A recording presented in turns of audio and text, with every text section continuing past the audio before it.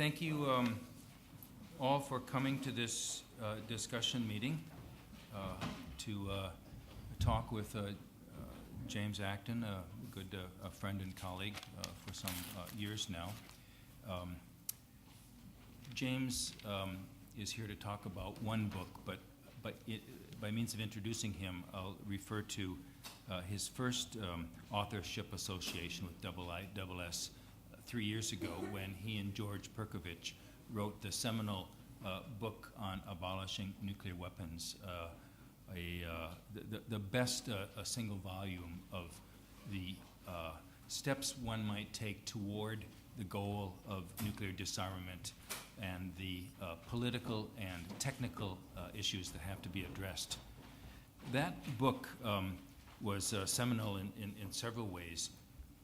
And the least of those ways, but the one I'm going to refer to, is that upon the publication of that book, we changed the name of our program here at IISS, which had been the Non-Proliferation Program, and we added "and disarmament" to the title.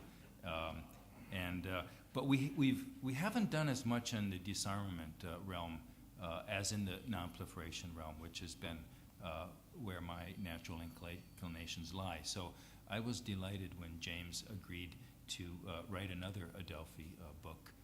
Actually, he started writing it before we had the conversation, and maybe he mostly wrote it, but we were very happy to publish James's book, Deterrence During Disarmament, Deep Nuclear Reductions and International Security, earlier this year. James, as everybody knows, is a senior associate at the Carnegie Endowment for International Peace in Washington, but he is a British citizen, and I think it is his citizenship that brings him to London this week, and he'll be returning to London tomorrow. James, I'll let you speak to the book for about 20 to 25 minutes. Maybe you'd like to speak standing up, and then we'll engage in some discussion. We won't be here for 2 hours. I'm sorry, the invitation said 2 hours, but I think that was a...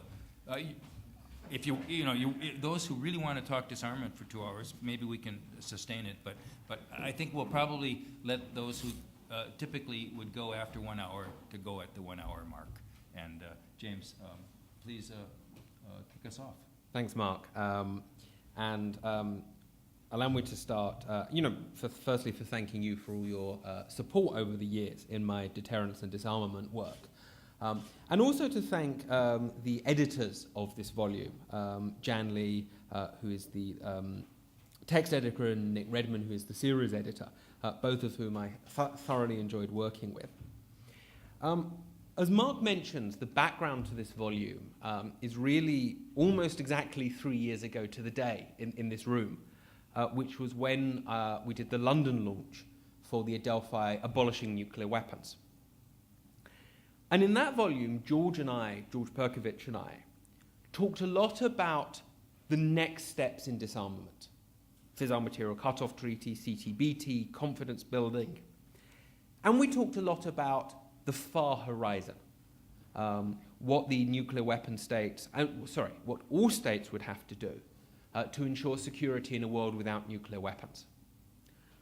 What we didn't even really touch on in that book was what happens in the middle. What is the world like between the near horizon that we can see and the far horizon of abolition? George and I published a follow-up volume, which was a collection of edited papers in response to the Adelphi. And this issue of what does deterrence look like on the way to zero was raised both by the British nuclear historian Lawrence Freedman and also by Brad Roberts, who's the current, let me get this right, Deputy Assistant Secretary of Defense, brackets, Nuclear and Missile Defense Policy, close brackets. And when two people as distinguished as Brad and Laurie both point out this huge area that's missing, it seems worth writing a book about it. So that was essentially the background to this book. And this book says, let's imagine that the conditions to going to much lower numbers are conducive. Let's imagine that we can bring all of the states that possess nuclear weapons into some kind of arms control regime. or at least all of the states that have acquired nuclear weapons without breaking international law. Let's imagine that we can kind of put at least a cap on the North Korean program. Let's imagine we can prevent further proliferation. And let's imagine that we have an arms control treaty capturing all types of nuclear weapons, not just strategic nuclear weapons. And let's imagine that under this framework, the US and Russia could go down to, say, 500 weapons each, which is a factor of 10 smaller than where they are today. And everybody else might have around half that number. Would we want to live in such a world? Would such a world be a desirable place to live in? Would international security be at least no worse than it is today? Now, I don't predict it will be possible to fulfill that incredibly demanding set of assumptions. But clearly, if such a world with all those assumptions in place would not be a desirable world, there's no point even trying to the difficult process of multilateral arms control, multilateral strategic arms control. So it makes sense to imagine the best set of assumptions, acknowledging that they may not be feasible, and ask if somehow we could fulfill those, would we want to live in that world? The kind of world that I'm describing, incidentally, is also the world that the International Commission on Nuclear Non-Proliferation and Disarmament, the ICNND, which was commissioned by the Japanese and Australian governments, that was the world that they envisioned as their vantage point on the way down to zero. The book itself is broken up into 5 chapters and examines the 5 main objections, as I see them, to going to lower numbers. But one advantage of having a book launched 6 months after the book is published is you get a bit of distance from the book. So what I want to do today is cut it up slightly differently. And starting at a high level from the top down, examine not necessarily whether we should go to lower numbers, though I will certainly discuss that, but whether in practice we will go to lower numbers. I want to explore the political and strategic dynamics that will affect whether or not this is actually going to happen. And the mental picture I have in my mind is of getting to low numbers. There are 5 states in what a colleague of mine has termed 2 triangles. And the dynamics between those 5 states are going to be crucial in determining whether we can ever get to lower numbers. The first triangle consists of the US, Russia, and China. Everyone in that triangle has a deterrent relationship with every other state. The second triangle consists of China, India, and Pakistan. China and India have a deterrent relationship. India and Pakistan have a deterrent relationship. And China, as you can see, lies at this pivotal position between these 2 intersecting triangles. In the first instance, it's going to be the US-Russia-China dynamics that are the most important. The US and Russia have at least 10 to 20 times more nuclear weapons than everybody else does at the moment. Both of those look towards China in thinking about further reductions, and so the Chinese effect on the disarmament process is already being felt today. India and Pakistan are not yet being felt by the US and Russia today, but they may well be in future through China. Pakistan is building up its fissile materials very quickly. It's presumably augmenting its arsenal. If India responds, China may feel obliged to respond also, and that's going to affect the US and Russia. So the dynamics of those 5 states, I think, are central to the feasibility of further reductions. The UK and France clearly have an impact. I think it's only a secondary impact. The Russians certainly worry about the British and the French arsenals, but I think that's a second-order effect. Israel you clearly need to bring into the process if you're ever going to get to zero. But Israel does not have deterrent relationships with those 5 states in the way that they do with one another. So I think the Israeli arsenal is politically extremely important, but is unlikely to have immediate effects in the way everybody else does on the dynamics. Similarly, you're never going to get to zero without bringing North Korea into the process. But I think its impact on the decisions of those 5 states that I've described is only secondary in the immediate and medium term. What might change all of this is a nuclear-armed Iran, which I think states would have much more immediate effects on the disarmament process, for political reasons as much as anything else. So the question then arises, between these 5 states in these 2 triangles, US, Russia, China, China, India, Pakistan, what are going to be the dynamics that affect whether or not those states want to go to lower numbers and how they view this problem? And actually, I think the most critical factor in whether they're willing to draw down nuclear weapons is conventional imbalances. And we often talk in very general terms about the effect of conventional weapons on the nuclear disarmament process. And it's worth pointing out right from the beginning that conventional weapons divide into 2 largely separate categories. On the one hand, you get planes, tanks, armored combat vehicles, troops, ships that can be used to defend territory or to seize territory. The Russians call these general purpose forces. Secondly, and very separate from that, are conventional weapons that are capable of targeting the other side's nuclear weapons. Ballistic missile defense is the most obvious example of what might be termed a strategic conventional capability. The Russians certainly worry that cruise missiles are increasingly able to target their strategic forces, rightly or wrongly. The US is currently working on a program called Conventional Prompt Global Strike to develop high-precision conventional munitions capable of hitting a target anywhere in the world within an hour.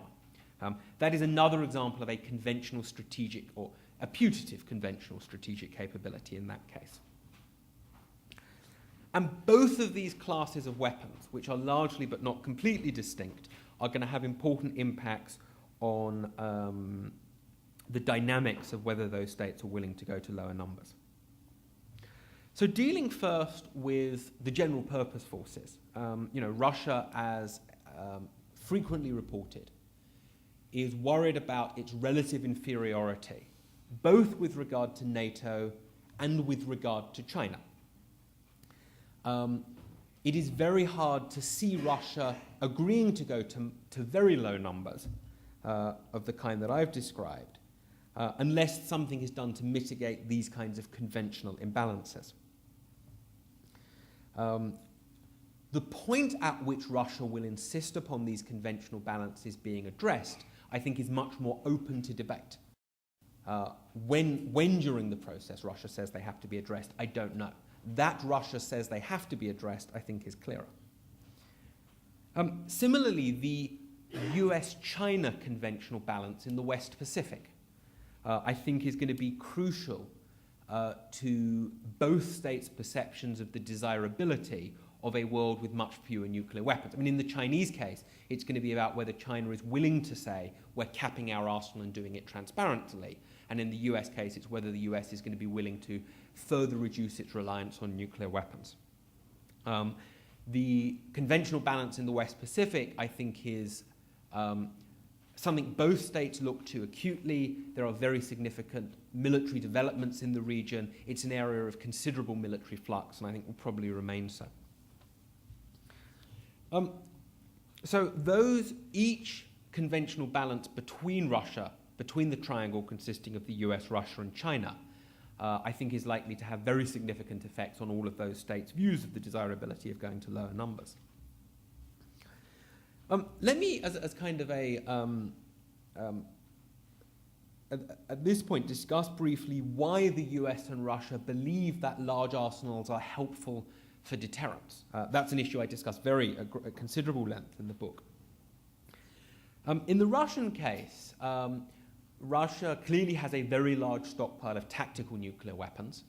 The exact number is not known, but unclassified estimates start at 2,000 to 3,000 at the lower end.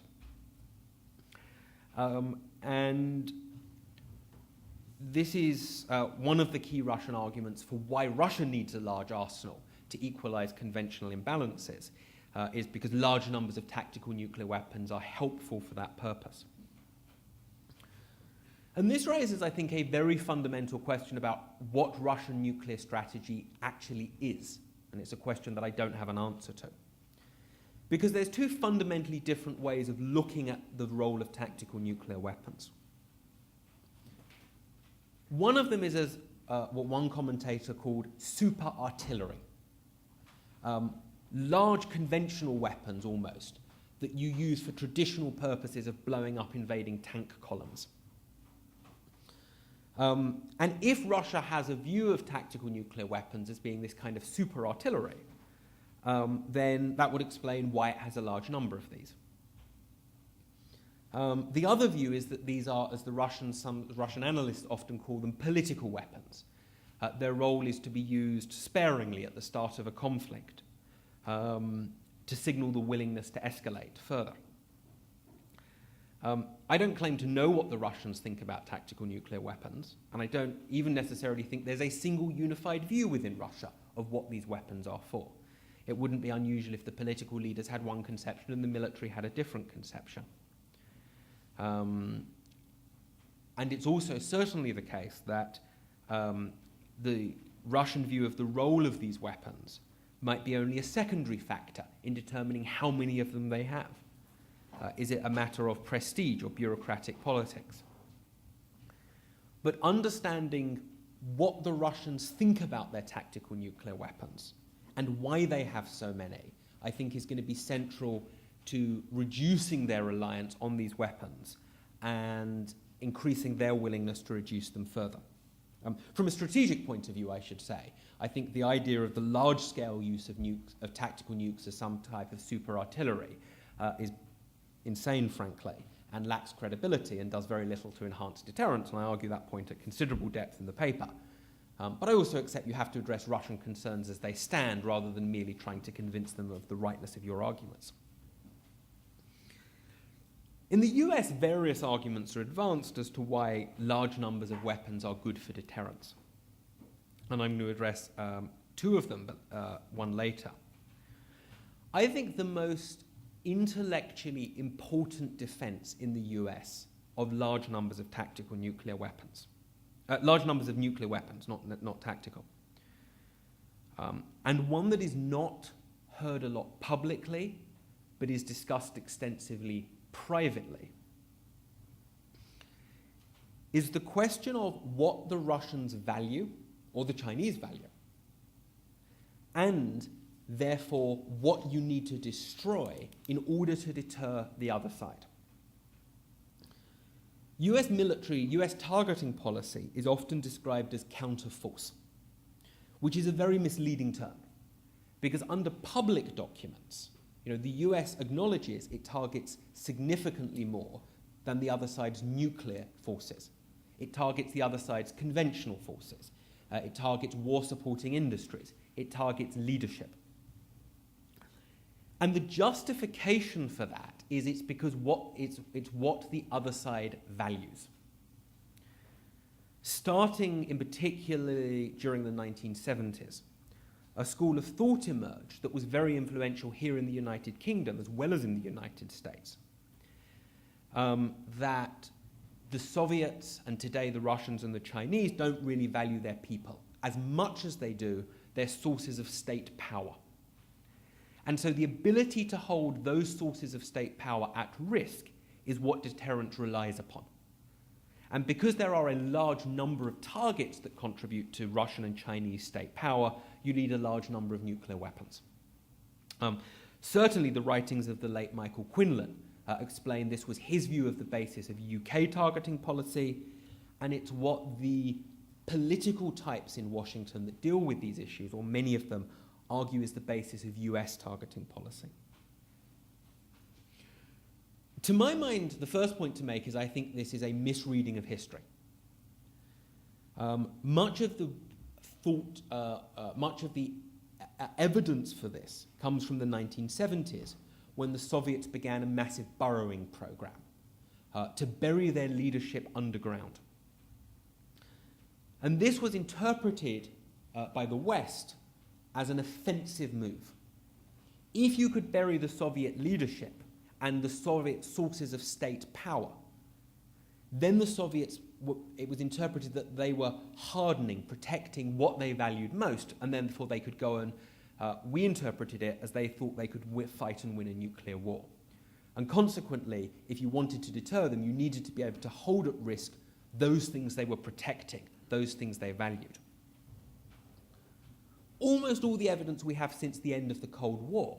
And I should say, I don't think this was an unreasonable conclusion during the Cold War. Based on the evidence available, I think that was a reasonable reading of what the Soviets were doing. Since the end of the Cold War, I think a different picture has emerged in the history.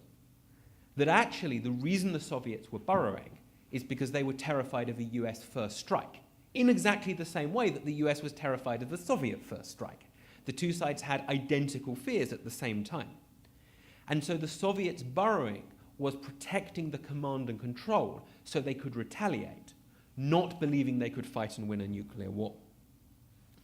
So I think the basis for believing that you need what the other side really values are their sources of state power is historically questionable. I'd also point out that I think a very small number of nuclear weapons during the Berlin airlift helped deter Stalin, who's about the most brutal dictator you can imagine, from shooting down the Allied planes resupplying Berlin, which I think is a positive example of where a small number of weapons had a significant deterrent effect against a dictator who is every bit as, well, many times more brutal than anybody in power today. So again, I would question the assumption on which this argument of the need for a large number of nukes is based. But recognize that US thinking is going to have to change in order for it to think that going down to lower numbers is safer and secure. So that's kind of one set of the dynamics between these states is their imbalances in general purpose forces and why the US and Russia believe that large arsenals are helpful for dealing with that. The separate issue, second issue, relates to force survivability. One of the arguments, to be found particularly in the academic literature, I should say, but certainly made by policymakers as well, is that as force size comes down, force survivability goes down as well. And this has, I think, both political and strategic implications.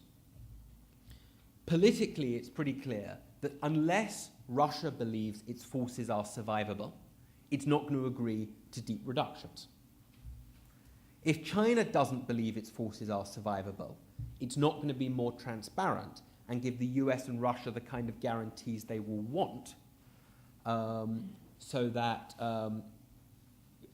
China won't give the US and Russia the kind of guarantees they want, that if they build down, China won't build up. I should say these are, of course, not the only reasons why Russia and China are potentially resistant to further arms control, but they are an important factor. From a strategic perspective, Schelling's great argument is it is in our interests that their forces are survivable. If they are worried about the survivability of their forces, then should there be a crisis because of these use or lose dynamics, they may be under pressure to use nuclear weapons early before we do. I mean, I can elaborate this argument much more, but I think that's right. I think we should be concerned for the survivability of their forces, and we shouldn't want to take actions that undermine the survivability of their forces. Which then raises the question about whether their forces really would be less survivable at lower numbers.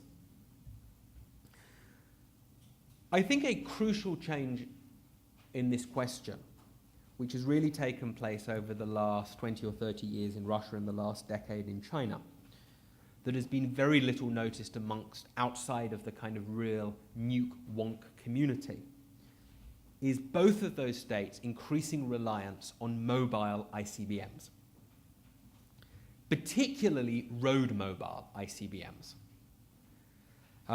In both of those cases, the road mobile ICBMs, after they have been dispersed, are almost certainly more survivable than Russian and Chinese submarines. That's the crucial part of their forces. It's not the submarines or the silos, it's the road mobile missiles. Targeting road mobile missiles is unbelievably difficult. During the first Gulf War, the US flew Allied planes flew 1,460 sorties against mobile Scud-related targets. There was a grand total of 0 confirmed kills. Doctrine and capability has moved on very significantly since then. One only needs to look at Israel's performance in the Lebanon war. And superficially, it appears that Israel was on a long way to the problem of destroying mobile targets. Israel destroyed 80 to 90% of Hezbollah's short and medium range transporter erector launchers, which are the trucks that carry the missiles. But when you look into the details of what happened, you see that Israeli strategy would be completely inapplicable in a war against Russia or China. Israel located enemy transporter erector launchers by looking at the smoke, the flames emitted by the missiles after they had been launched, and then working out where the launcher had to be. That's fine if you want to destroy conventional weapons, but destroying the launchers after they fired nuclear weapons is an ineffective way to deal with the problem. Israel destroyed half of the weapons it destroyed in 40 minutes, but the second half took it 2 days to destroy. Once again, if it's taking you 2 days to destroy your enemy's missiles, the war's over by that point. Israel had massive aerial dominance over Lebanon. It flooded the skies with planes, in particular UAVs. They would be operating under a much, much, much more hostile and contested battle space in Russia and China than they were over Lebanon. China and Russia are physically much bigger than Lebanon. I think it is a fair assumption that the Russian strategic rocket forces and the Chinese second artillery are considerably more adept at hiding these missiles than Hezbollah was. And indeed, China has built something called the Great Wall, which is not a name of, it's also a name of the internet firewall, but it's also the name given to the network of Chinese tunnels used to protect their mobile assets. So when you start to look into it, you see the challenges of destroying mobile missiles are acute, and there is every reason to suspect that significant numbers would survive a conflict with the United States. Indeed, in the case of China, it's crucial to remember that although China only has 10 to 15 mobile missiles that can hit the US, it has 100 to 125 that can hit US allies. And this would inevitably weigh very, very heavily on a US president. During the Berlin crisis in summer of 1961, the ability of Khrushchev to destroy Europe with short-range forces very, very clearly weighed heavily on Kennedy's mind. And there's no reason to suspect it wouldn't weigh very heavily on a US president today. So from the point of view of guaranteeing full survivability at lower numbers, I think the development of Russian and Chinese mobile ICBMs is a positive development that's in our interests as well as their interests. What the Russians and the Chinese would say at this point is, well, what about ballistic missile defense? What about conventional prompt global strike, this program that I talked about to develop high-precision conventional munitions that can hit anywhere in the world in an hour? For a couple of reasons, I think my analysis, which I grant the Russians and the Chinese do not share, but my analysis is that BMD is extremely unlikely to have any effect against their forces. Firstly, and this goes back to NHTSA in 1984 or so, it's not cost-effective at the margins. They can build countermeasures faster than we can build new interceptors. They can build countermeasures more cheaply than we can build new interceptors. You don't want to be in that position. You don't want to be in a new arms race. But the offense is always likely to remain dominant over the defense. Moreover, and this is a point that's very rarely made in the open literature,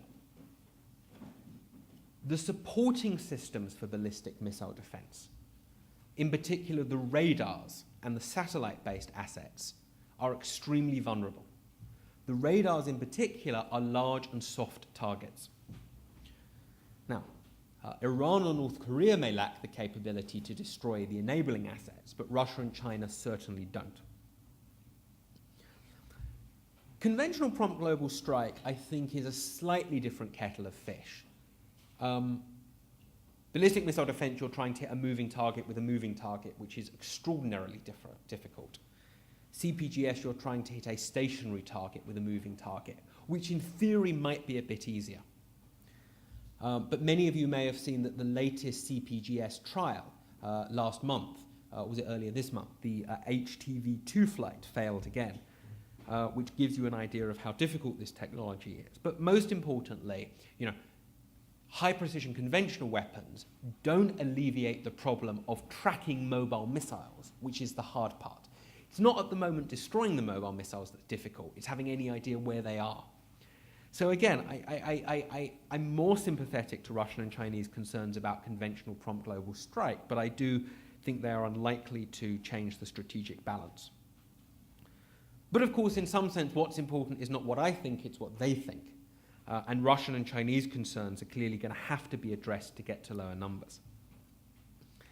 I should say that Russian actions in particular are exacerbating this problem significantly. Russia, as some of you may have seen, has now released research and development funding for a new so-called heavy ICBM. This is a silo-based liquid-fueled ICBM that it has been reported in Izvestia could carry 20 warheads. And if Izvestia says it, then I suppose it must be true. But this is a crazy idea from a couple of perspectives. The Russians are worried about conventional prompt global strike.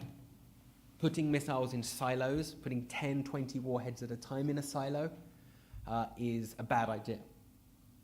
Moreover, liquid-fueled missiles accelerate more slowly than solid-fueled missiles. So liquid-fueled missiles are more vulnerable to being intercepted early in flight by BMD, which is what the US is trying to do right now.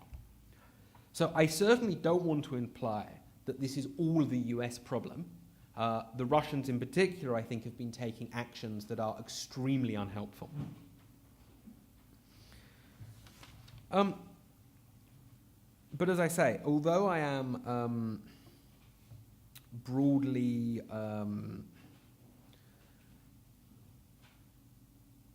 optimistic about force survivability at much lower numbers, one always has to remember that the Russians and the Chinese don't view the problem the same way. Which brings me on to my conclusions. From a strategic perspective, I am relatively optimistic that if you could fulfill the conditions that I have outlined earlier, international security in a world of much lower number of nuclear weapons would look pretty much the same as it does today. However good you think nuclear deterrence is, I think deterrence in a world with much lower numbers of weapons would basically be the same. I think the biggest challenge strategically is dealing with the conventional imbalances in general purpose forces that I have outlined earlier. If you start to think about how, from an arms control perspective, you might deal with US-China imbalances in the West Pacific, it's a fiendishly complicated and difficult problem. But in general, as I say, I'm broadly optimistic about the strategic desirability of such a world. I'm profoundly pessimistic about the political possibility of getting there. Let me give you one example. Long before we have to grapple with the difficulties of getting to 500, the US and Russia would have to conclude another bilateral arms control treaty. And for all of the reasons that I've been explaining, there is the asymmetry between US and Russian capabilities, objectives, and interests is bigger than it has been at any time in the past. The US is predominantly concerned about Russian nuclear weapons, in particular its tactical forces.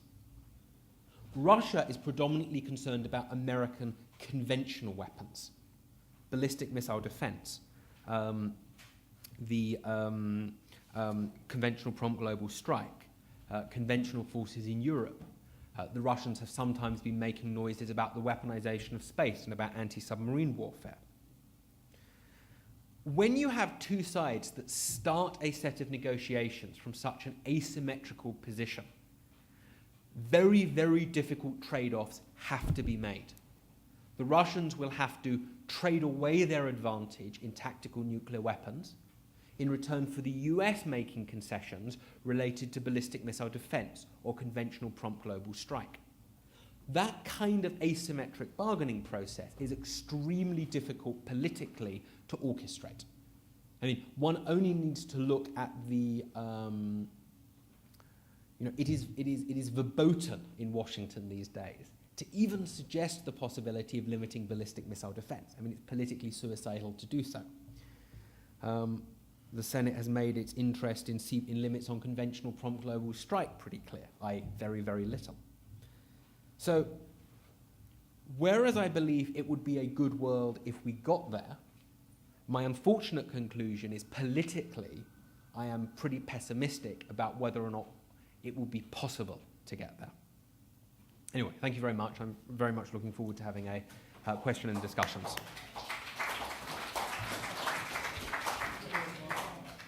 Thank you, James.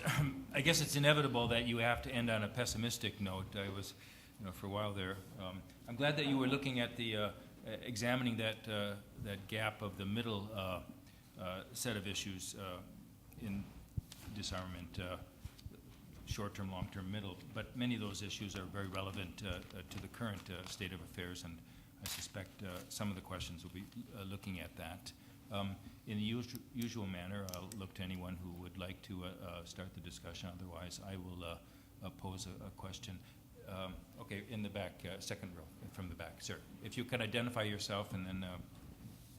Hi, my name is Alan Rose. Just occurs to me, in your perfect world of assumptions, it plays out that way, let's hope, what would replace your ultimate deterrent? My argument is that at low numbers, nuclear deterrence would still be there. Obviously the UK and France have both reached the conclusion that they can protect their vital interests with a very small number of nuclear weapons. And the argument this book makes is that the US and Russia could do as well. So at low numbers of nuclear weapons, nothing would replace nuclear deterrence, because my argument, it would still be there. If you ever want to get to zero, that's where I do think you would need a fundamentally new form of international security architecture. And that's what we discussed. I won't rehearse the arguments here. That's what we discussed at huge length in the original Adelphi. And what I would say is, there's a number of, if you imagine a hypothetical graph, and as a physicist I hate making social science graphs, but it's kind of useful. If you plot how good deterrence is against the number of nuclear weapons you have, my kind of graph is flat and flat and flat until you get to a very small number where it goes down. Whereas, say, the view of Herman Kahn would be the best example of somebody who believed you need a huge number of nuclear weapons in order to have any kind of deterrent effect. So as I say, the essence of my argument is that nuclear deterrence would basically look the same at low numbers. It would be that final step from low numbers to zero, where the really difficult questions related to enforcing international security would come up. Good. In the front row, Mr. Yukwa Swathin. Thank you, Mark. I'm Cho, Asia and Pacific Affairs. James, you were very comprehensive about problems concerning China, Russia, and the United States, quite rightly, to the big boys. As a regional person, I'm slightly interested. I wonder if you could care to say a little bit more about problems concerning India and Pakistan. They have a major problem, huh? I think, there's lots of different ways in which we could be worried about India and Pakistan, and certainly a lot of the literature at the moment is on the crisis stability side of things. But they also, as I said, will have a very, their impact on on the global reductions process as we get to lower and lower numbers will be more marked. and it's because of China in particular. Pakistan, as some of you may have seen, has now started construction of a 4th plutonium production reactor. And it's hard to interpret that in any other way than a desire to build a much larger number of nuclear weapons. Coupled that with Pakistan, is it the HAFT-9, the new short-range ballistic missile? Very, very short-range system. And it's pretty hard to see Pakistan's nuclear strategy today in terms other than pure war fighting. It's as if the Pakistanis have been reading Henry Kissinger from about 1950. Forget the name of the book. Nuclear weapons and foreign policy, where it's this idea that nuclear weapons are super artillery, and we can use them for traditional objectives on the battlefield. If that's Pakistani strategy, then they're likely to build a significantly larger number of them. Politically, I think it is hard not to see India responding. And if India responds, there's then the question about whether this has a direct effect on China, whether China chooses to build up its arsenal. For the first time this year in August, I heard a Chinese official admit they have a deterrent relationship with India. It's very well known they do, but it's kind of a traditional thing for the Chinese not to publicly admit they have a deterrent relationship with India. It wasn't publicly, it was the first time they'd ever admitted it to me. And so if China starts building up in response to India, then both the US and Russia are going to be less and less willing to go down. So over the long run, I think India and Pakistan are going to exert a increasingly significant influence on global disarmament efforts. Now, it's not going to be felt tomorrow. As I say, the US, as of the 30th of September 2009, had 5,113 nuclear weapons in its stockpile, plus another 5,000 awaiting dismantlement. Russia has, again, a similar number, with a similar number awaiting dismantlement. And the Indians and the Pakistanis are maybe around, 100, give or take. So the disparity right now is enormous. But it's very hard to imagine getting to significantly low numbers without an arms control process involving India and Pakistan. And it's very hard how to see that happening. India has no desirability to do a bilateral process with Pakistan. India views itself as being a global player and doesn't want to sit down and do these things bilaterally with Pakistan. And the P5 don't particularly want to sit down and do it on a 6-way basis with India or a 7-way basis with India and Pakistan. So to add more to my political pessimism, I think India and Pakistan are going to have an increasingly significant influence, and it's very hard to see how that problem is going to be ameliorated in the short or medium term. Thank you, James. Let's keep on this side with Edwina, then we'll go over to Malcolm and Paul. And then I want to get a question in too, and then we'll go back. Thanks. Edwina Morton, formerly from The Economist. Could I ask you about another aspect of your various triangles? And you just mentioned the P7, possible P8. This one would bring in those two. And that is an aspect which you didn't deal with here, but I know you have done in your previous work, which is as you contemplate going down to lower numbers, you need more, obviously not less confidence, that the weapons that are being abandoned and dismantled are able to be dismantled and tracked with great confidence. And it's not just an issue for the nuclear powers, it's an issue for the non-nuclear powers too. So far, the P5 contacts in this area have been minimal. The fact that they happened at all was seen as a great achievement, but that achievement's already been pocketed. Where do you think that process needs to go in order to keep pace with your hopes about the lower numbers that you were talking about? Sorry, is this about the P5 process or about the verification issues or about the way the two interact with one another? It's really the way the two interact with one another, because in a sense the P5 have to lead the verification process. I think as you go to lower and lower numbers, there are two verification problems that are significant unsolved problems. I think there is now enough experience of destroying verifiably launchers and missiles that I'm pretty confident that even at low numbers you can construct a perfectly good verification regime for launchers and missiles. Warheads are a different story.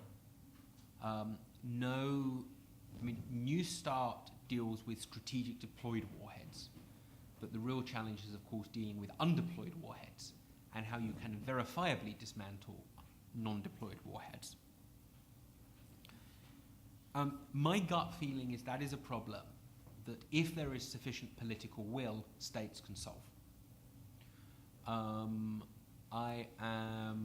The UK-Norway initiative, the Russians and the US have done a lot on this bilaterally.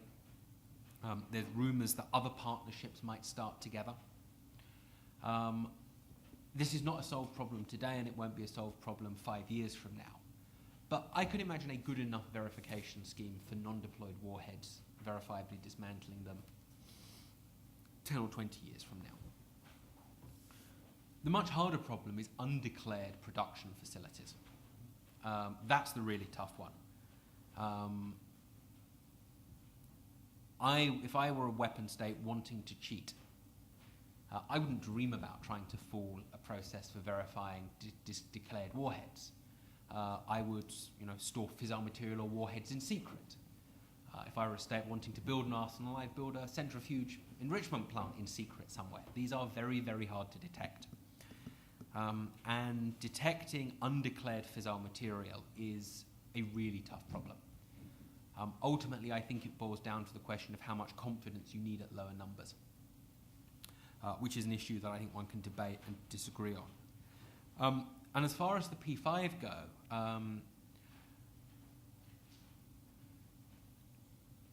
I don't think there's any doubt that the P5 would need a collective technical understanding of how to do this process. Presumably they would be subject to a non-discriminatory verification regime, so everybody had the same verification standards. And you can only construct that if all the parties have a shared technical understanding of how to do it.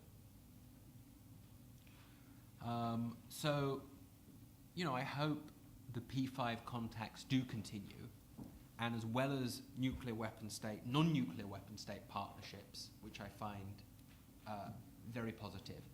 I hope the US, I hope there'll be increasing weapon state partnerships to look at these problems.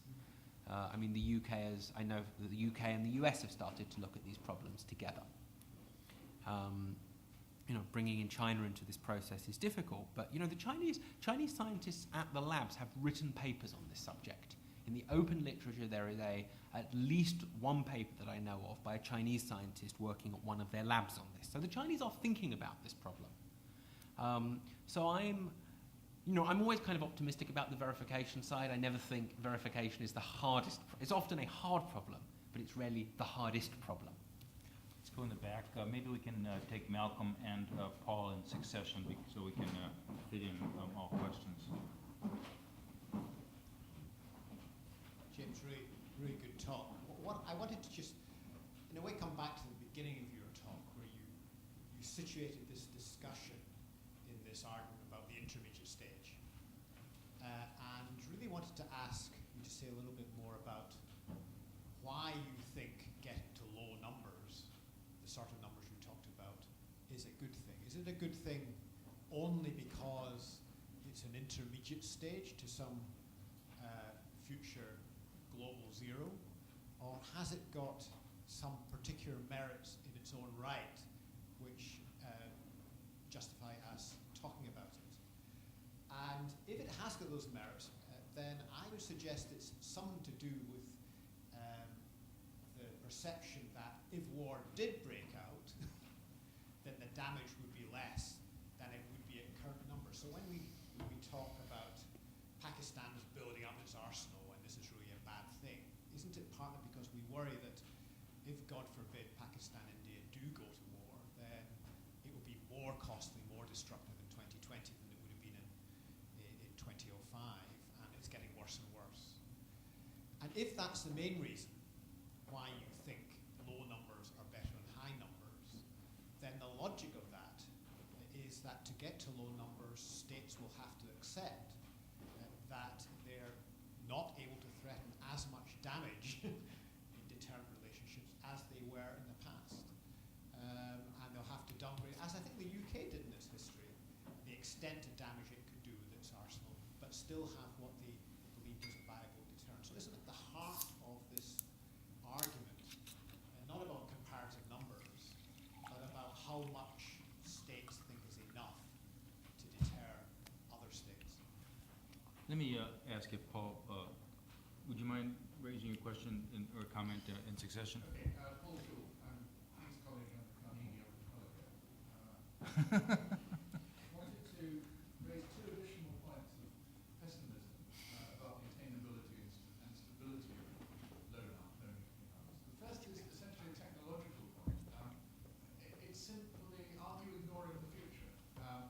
You talk about the difficulty of finding road no-null launchers, and they are a hard target, historically have been. But it's rather like the anxiety about SSBNs and ASW. It was always, and there will always be, the anxiety that some technological developments will make the oceans transparent and may make it easier to find road mobile rockets.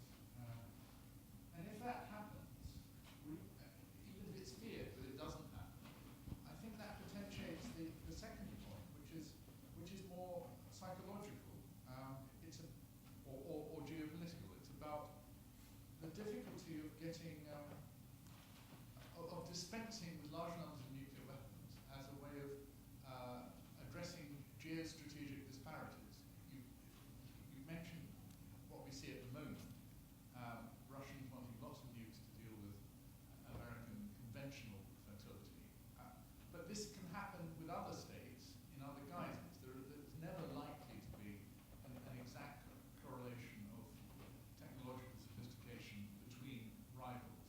And it will always be a temptation to rely on your nuclear strength, slightly bigger numbers than you could otherwise have thought of, as a balancer, as a way of improving correlations of forces in the future, especially if you want to have an insurance in case the other side finds some way of using what I think the Russians now call contactless war to come at your surviving nuclear assets. So it's almost a side. You said it's hard to know how Russians think or thought about these the use of nuclear assets at their disposal. And that problem we've talked about, the sort of the problem of other nuclear sensibilities, is going to be a permanent one, isn't it? We don't. No one country can know how the planners in another country think about the utility of nuclear weapons as a general inhibitory factor. And therefore they must assume that they probably will attach quite high importance, because we do in worst cases. And this seems to me a permanent and insuperable problem. They're both very profound questions. Let me deal with Paul's first. On the technological developments, I'd make 2 points. The first thing is